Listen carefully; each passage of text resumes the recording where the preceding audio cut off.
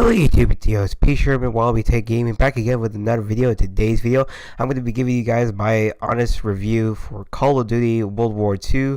It's released by Sledgehammer. It was released on November 3rd, 2017. Basically, it's a set in World War II. It's the first time Call of Duty has been in World War II since I think it's 2008, when the last time they done it was Call of Duty World at War. That was a really good game. So I'm going to be reviewing the campaign, the multiplayer, a little bit of the multiplayer, and some of the bits for the zombies. Campaign, in my opinion, it's fine. It's not the greatest or it's the most memorable campaign. I found the campaign to be average. It's not that exciting. The only character I really remembered is Daniels. That's the main character you play as. He's a guy from Texas, and the only thing I remember for the campaign was that you just had to basically go around everywhere, just fight different areas of World War II in Europe. I didn't like how they didn't do it like what you call a Call of Duty World at War, where you went back and forth, played as a Russian soldier on the Eastern Front, and played as a American soldier in the Pacific. That was actually kind of interesting, and you actually had characters you remembered and you liked. They just Call of Duty back in the day just had that magic, that just feeling that you actually cared about these characters and actually wanted to know about them, at least. Because I remember some of them that had Reznov and everybody else in the campaign. It was more exciting and just about more interesting, in my opinion. It's your personal preference. You could say this campaign's memorable, but for me, playing all the other Call of Duty games, this campaign's pretty just average. It's not the exciting one. The only level I liked was the tank level, the Sherman tank level, and when you get to fly around in the plane. This was a really cool sequence. Everything else was pretty average. They only had, and then the other one, there was the other level I liked was a stealth mission where you're behind enemy lines and you're in a hotel, and you're playing as a female French resistance fighter, and you basically have to sneak around this Nazi base and just try to find this guy to take a bomb to the west gate of the building and the eastern gate of the building. That was pretty exciting. I wish they did an entire campaign off that. That would have been way more interesting than doing another World War II campaign as being a soldier.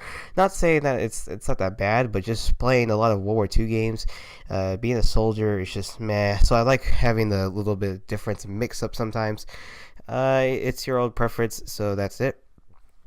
So anyway, we're going to move on to the campaign. We're going to move on to the other sections of the game. I'm going to be quickly talking about the multiplayer. I didn't have a lot of clips saved because I found the multiplayer to just be average. But I'm going to be talking that once we get down to that area. So hang on, give me a sec. To give a quick summary of the multiplayer is pretty fine. The supply drops so far are pretty decent. They only have cosmetic items, but they're going to only have it for about a month. Pretty much the multiplayer feels like you're playing Call of Duty Modern Warfare Remastered and the older Call of Duty. So that's basically what the multiplayer feels like, in my opinion.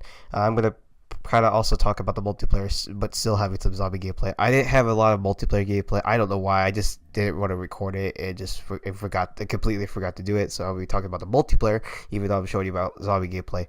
The multiplayer has 5 divisions. You can pick, I think it's airborne, infantry, armor, mountaineer, and expeditionary. They all have different abilities and classes. So it's not that bad. The only one I like so far is airborne and infantry. The multiplayer is just fine, but then they had to ruin it with the freaking cosmetic items that look like freaking advanced warfare. There's some weird skins that just it's just really disgusting to look at for a person that likes studying about World War II and stuff. It's just it's really bad. I have a skin for the armor division. Basically, it looks like the character model has these retarded looking glasses. I'm not joking. It looks really retarded. It has this weird sticker on his backpack. I don't know. It looks very off in the time settings. So I don't know why they have it, but yeah, that's what the multiplayer. I only play the multiplayer with my friends, but I occasionally sometimes do it by myself if I want to. But usually the multiplayer it's okay. It's not the best. I would say Call of Duty like the older Call of Duties had that, it had better multiplayer in my opinion. You could say down in the comments that I just don't enjoy the multiplayer, but multiplayer is fine in my opinion. Let's go to the next area, the Nazi zombies. Nazi zombies is pretty. It's actually pretty fun in my opinion.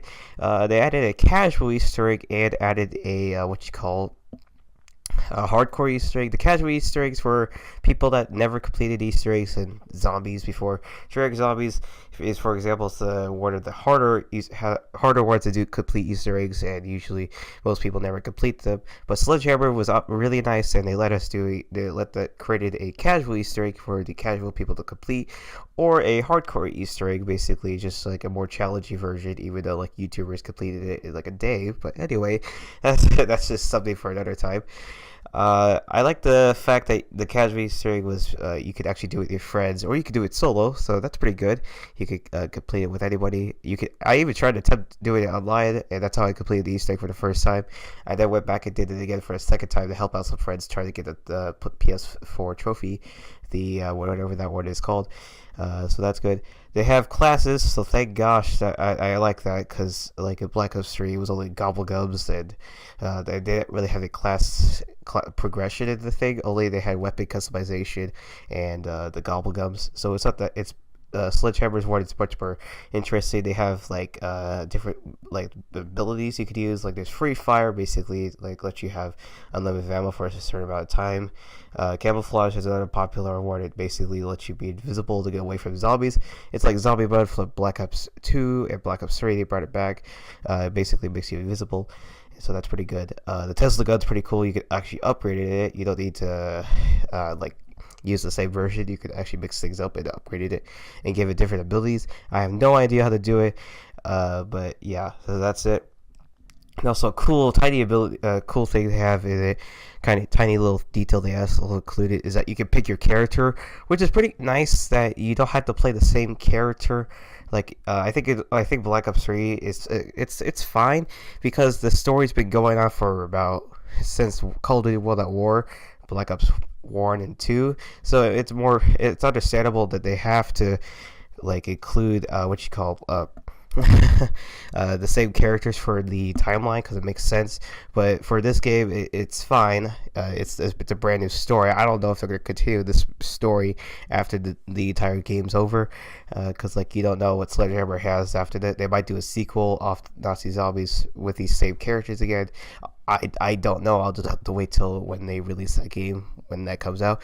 But for now, it's pretty cool. You could actually pick different characters to play as. There's 2 female characters and 2 male characters. There's also like you can unlock these also different characters to play with. It's like, but they don't really talk. So that's one of the things I don't like, is that they don't have it interacting things with each other. They don't interact with each other, so it's like often really quiet. And the only quotes you hear from them is when they revive you, or it's like just to tell you there's only really to revive you. Yeah, so that's really disappointing. Like in Black Ops 3, they at least interact with each other. It's like making you feel like you're in the environment, or you're actually there. Everyone in this game is just pretty quiet. I don't even hear their call outs or their quotes they say. So it's very, very meh. I hope they do it. Hope they fix that for the next map, or just something along the lines to make it more interesting and exciting, just to make you more immersed in the environment. It's my personal preference. If you don't really care about the tiny details, that doesn't really matter. But that's only one thing that really bugs me in zombies right now. It's just the fact that you have to you don't hear what the people interact with each other in the environment. So that's basically my thoughts on Call of Duty World War II. It's in total, it's a a normal game.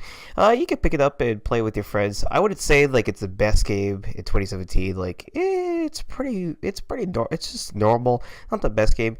I was really hoping that this game would be really good, but I guess they didn't want to do that. It's just really, I don't know. You could put it down in the let me know down in the comments what do you think, if anyone's actually watching this video.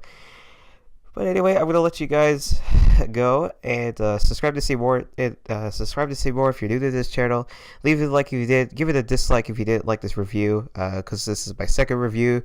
This first review I did was Battlefield 1, and that review was it was funny because the fact was I recorded the review with my headset, and this one is actually with my microphone. So let me know if you like doing. Let me know if you want me to do more reviews, because I might do a review for Battlefield 2 when that game comes out, when I get the chance to play it. I really want to play that game. But anyway, let me know if you're having fun with this game, if you like it, if you don't like it, if you're just meh, stay on the fence and you don't want to buy it. Let me know. So anyway, subscribe to see more. Have an awesome day, guys, and bye bye.